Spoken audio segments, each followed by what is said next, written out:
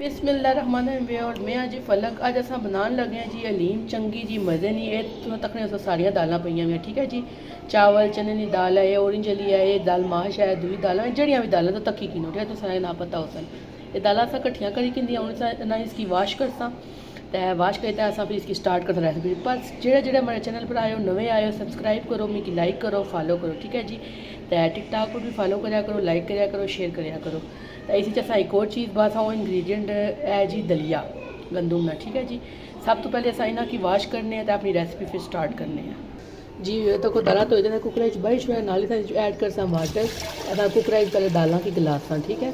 असा बनासा चिकन वाली क्योंकि हमारे बच्चे जो है मोटा गोश्त नहीं खाने तो असा भी ना खाने मोटा तो बस उन्हें सा इसकी रखसा गालने तो पर इस पहले असा स्पाइसिस ऐड करी छोड़ा। सबसे पहले असा ऐड कर साल्ट हसबे ज़रूरत, ज़्यादा पानी की लोड़ नहीं, थोड़ी जी बस टर्मेरिक पाउडर ठीक है जी।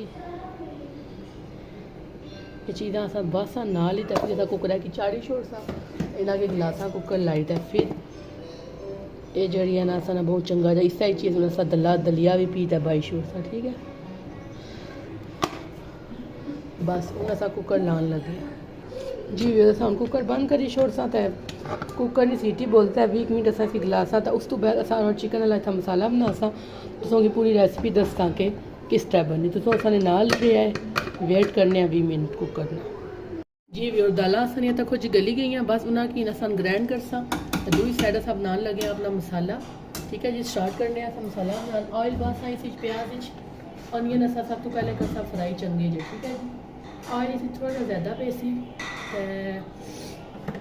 फिर असा इसी जैसा प्याज ब्राउन करने हैं ठीक है जी। जी भी और असा जो अनियन है वो हो गया फ्राई और ऐड कर सा मेरे को बोनलेस चिकन है वो वाला तो अपनी मर्जी हड्डियाँ वाला करना वाला कर बोनलेस करना चाहने का बोनलेस करो नाल भी साइड बात लसन अदरक ना पेस्ट तो ये बहुत ज़रूरी है इसका भी ये ज़रूर पाया ये असा लादा मसाला बनाता चिकन का ठीक है। तो उस नाले जी लीना वो बहुत मज़े नहीं बननी उसमें रेसिपी ज़रूर फॉलो करा कभी गाया कि है जी गलती चिकन ठीक है।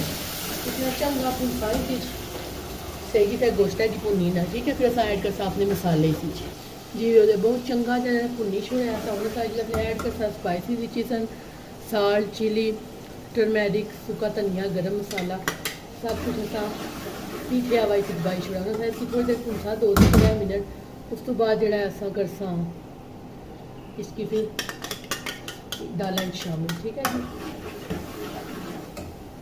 हूँ असा इन्हों की ब्लेंड करने तो फिर तुसों भी दसने जी। और दालां अस सारिया ब्लेंड करी कि ठीक है जी। ऑयल असा जो एक्सट्रा सी वो हड्डी चू कड्डी कि बाद बस तो इतने असा तक बोटियां का कचूमर बनाई किता ये असा हूँ बोटियां जड़ियाँ शामिल कर सा तो फिर ये जड़ा असा लीम पकनी जी घोट सा फिर थोड़ा जा लीम की घोटना बहुत जरूरी होना घोटना तो आखने उसको क्या उसी घोटी घोटी घोटी इसकी गाढ़ा गाढ़ा कर सकते जो तो घोटने नाल करने तो हमारे को घोटना था कोई नहीं मैं आया चलो जी असा इस जी फाइनल लुक उसी होता तो सोच दसा बोटियां में थोड़िया जियाँ बड़िया करियाँ कीटियाँ तो मूँह एक स्वाद अच्छा बोलियाँ घोट सा तो थोड़िया जियाँ हो जड़ियाँ हूँ पतलियाँ हो जाती फिर असा तो किसी फाइनल लुक दसा ठीक हो गया जी।